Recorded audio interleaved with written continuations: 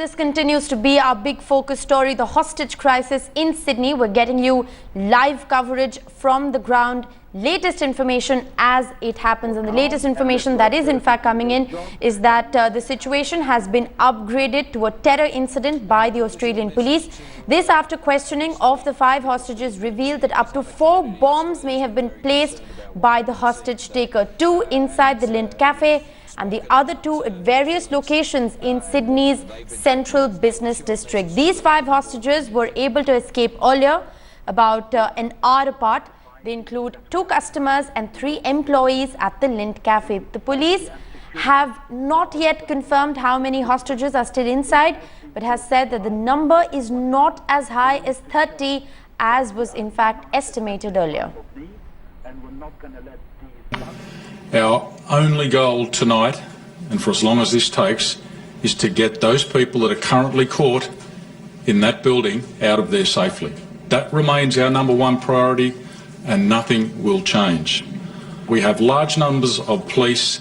They are in contact, and we're working to resolve this just as quickly as we possibly can. Having said that, I too want to thank the community, particularly those people who are in the city today. You acted in a way that made our job a lot easier than it could have been, and for that I want to thank you. There is much work to be done and much more for us to do over the coming hours, I'm sure. But again, for those that have loved ones that may be caught up in this, for those that may be in that particular building, rest assured we are doing all we can to set you free. The first indications of what the demands of the hostage taker in the cafe have come from the hostages who escaped that ordeal. An Australian news agency has spoken to 2 former hostages. They say that the gunman has come up with 2 demands: an ISIS flag in exchange of a hostage and also a phone call to the Australian Prime Minister Tony Abbott.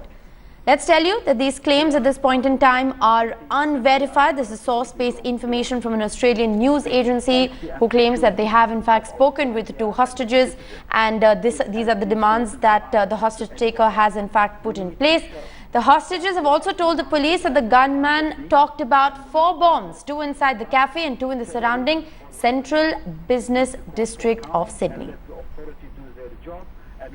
For their patience this afternoon, for doing what police asked of them by staying clear of certain areas. She also asked them, though, if they have plans tonight in Sydney, go ahead and do what they have to do. Even if it's coming into the city, she said that's fine, as long as they stay away from Martin Place. That issue is being dealt with what she described as the best negotiators in the world, and she said that they were constantly in touch with that gunman. Mel?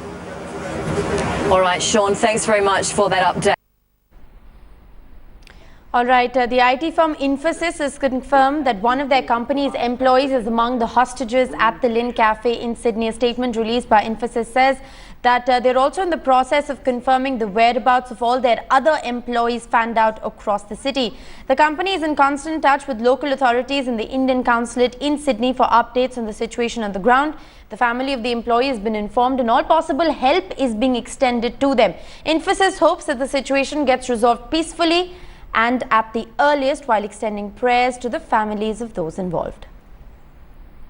And as we've been telling you, 5 hostages have managed to escape the cafe, an act that was caught live on the TV cameras in some very dramatic visuals, some of which you can in fact see on your screens at this point in time. 5 hostages managed to escape the Lindt Cafe. All of these hostages are now in the care of the police.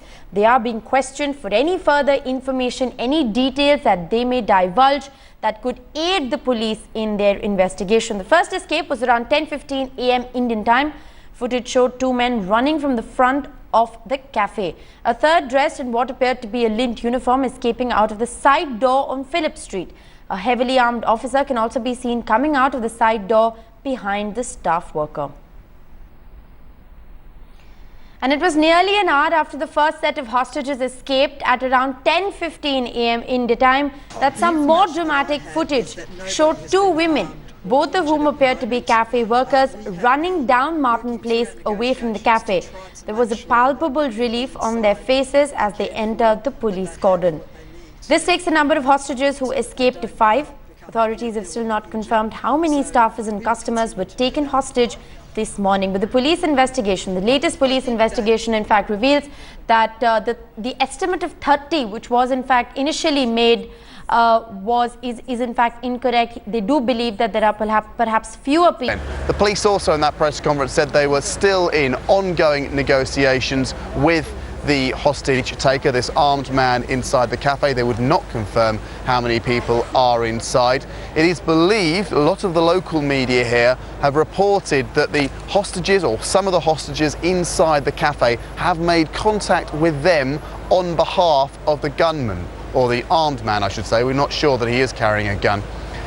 Having said that though, the police have made sure, they've requested all media outlets not to report what the armed man through these hostages was requesting, nor to give any further information about those calls. But those calls have taken place. There has been some contact with these local media organisations here in Australia, and indeed there is ongoing contact between police negotiators and the armed man inside the cafe. This ordinarily is the heart of the CBD, Martin Place, a key location in the heart of the central business district of Sydney, very close to the Opera House, very close to the famous harbour, and around it lots of shops. 10 days from Christmas, of course, that area was very busy on Monday morning. Likewise busy offices. The Channel 7 newsroom, one of the main networks here in Australia, television networks, is right opposite this cafe. It couldn't be a more high profile spot in the centre of Sydney where all this is taking place, and has now been for some 11 hours that this siege has been underway. And we'll get an update from you a little bit later in the news hour, Andrew, I understand. Thank you. And we're going to bring you all the updates from ground zero as and when the situation in fact unfolds. Remember, it's been 11 hours since those people have been held hostage. A short while ago, Headlines Today spoke with Nick, who is in fact an eyewitness. He's been observing what's been going on. Let's listen in to what Nick had to say. Yeah, look, it started about 10 o'clock Sydney time in the morning. There was one armed gunman, with a backpack. We obviously don't know what was in the backpack, but there was one armed gunman, and there was about 10 employees of the cafe in there already, and they're not sure about how many customers were there, but the CEO of Lindt estimates there to be, at that time of the day, there should be on average about 30 customers. So the estimate is that there was something like 40 people there, and with the gunman having them hostage. Earlier in the day, he had the hostages holding up flags with writing on it, which obviously that they weren't too clear on what it said, but it referred to Islamic writing. But as the day's gone on, the Prime Minister of Australia has made a statement. Also, the state police also have made a statement. And yeah, in the last sort of 1 or 2 hours. So this has been going on for more than 7 hours now. In the last 1 or 2 hours, 5 people have managed to escape from there. I think they're saying at this stage they've escaped, not being let go, but there's still no clarity on there. And the whole sort of street around there's hundreds of police and a lot of media people, but it's all been locked off, and traffic is like crazy. It's kind of like traffic in India now, in Sydney, in the CBD as well. Okay. And have these people spoken out, the 5 who managed to get out? How do we know that they've escaped and not been released, Nick? Look, there's no confirmation on it, but I think that the media are saying that they've escaped not being released. I don't know if they've said anything, but they were seen to be running out. That's all I know. Right. And you were there when this gunman went inside the Lindt Cafe and took people hostage? I wasn't there at the exact time. I did go there later in the day. And I think just in terms of the actual, a lot of the people in Sydney, people are like, companies are letting people go home just because this is an event that in Australia it is not very common. So everyone is in a state of shock here. And most importantly, wanting this situation to be resolved well and the people to safely, obviously, escape. Okay. And is this a lone gunman? There were some reports that seem to indicate that there were 2 other people, at least that's what the Daily Telegraph is writing.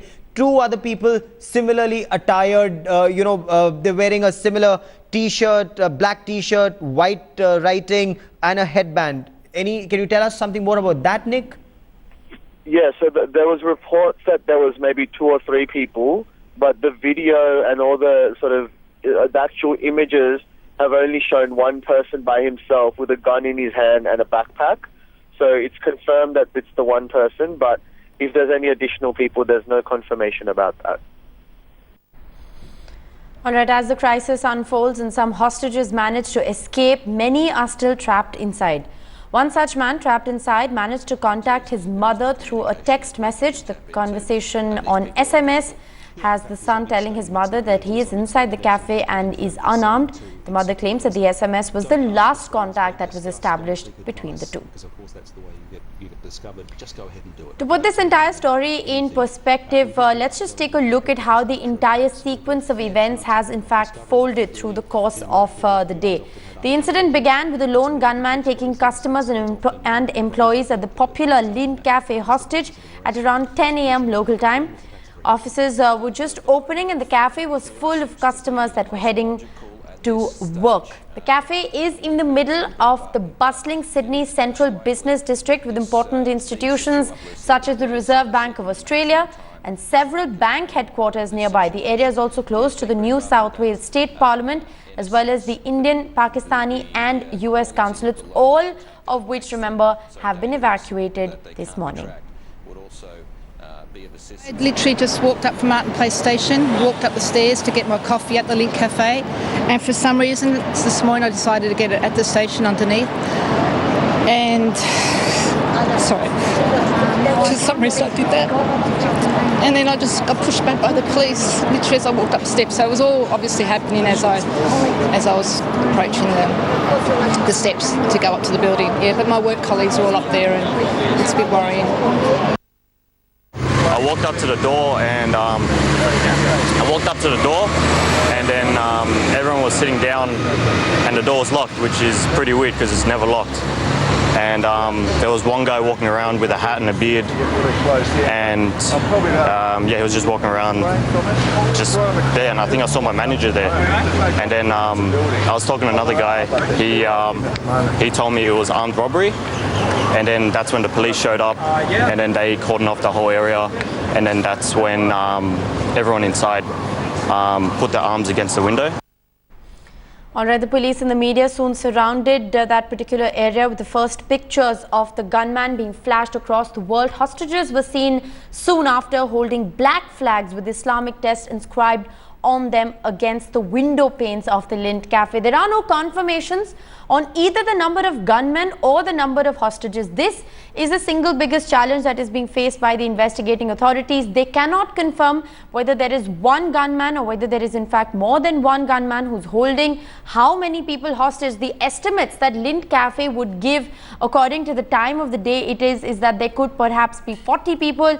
The investigating authorities at this point in time are downplaying that number. They're saying that the number is not as great as 40. So even though the police still have no idea as to how many hostage takers, how many gunmen they're dealing with, they also don't have any idea, any confirmed number on the number of people who are in fact being held hostage inside the Lindt Cafe. Now, a black and white flag was waved in the window of the Lindt Chocolate Cafe in Sydney.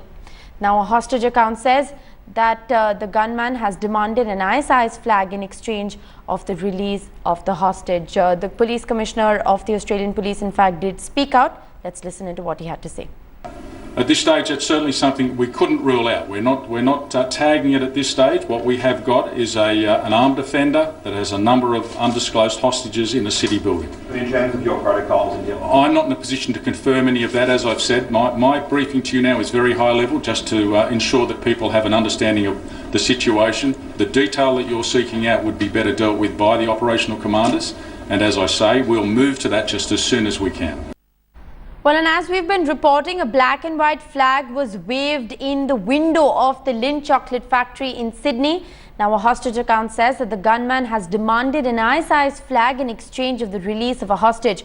Let me now just tell you what this black standard flag is all about. Also known as a black banner, it is one of the flags that has been used by Muslim extremist organizations since the 1990s. The black and white flag came into prominence after it was used by the Taliban in Afghanistan, the Hizb ut-Tahrir, the Al-Qaeda, the Al-Shabaab, Khorasan, and the Syria-based Jabhat al-Nusra have in fact used this flag in the past. It has also been used by protesters around the world in solidarity with the Palestinians in Gaza and as a cross-border symbol of unity for the Sunnis. The ISIS also uses a variation of this flag.